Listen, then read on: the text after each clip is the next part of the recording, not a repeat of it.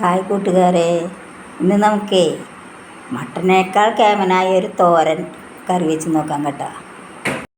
ഇത് കണ്ടോ, ഇതാണ് ഇന്നത്തെ എൻ്റെ ബ്രേക്ക്ഫാസ്റ്റിനുള്ള കറി. ഇത് മട്ടനേക്കാൾ വളരെ ഗുണം ചെയ്യുന്ന ഒന്നെയാണ്. കാണിച്ചു തരാം കേട്ടോ. 2 മണി കടുകിട്ട്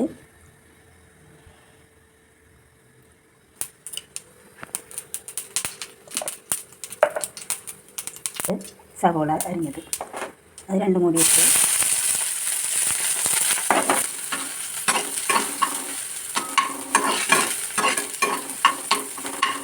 കുറേശ്ശേക്ക് ഇതിലിടാം. അങ്ങനെ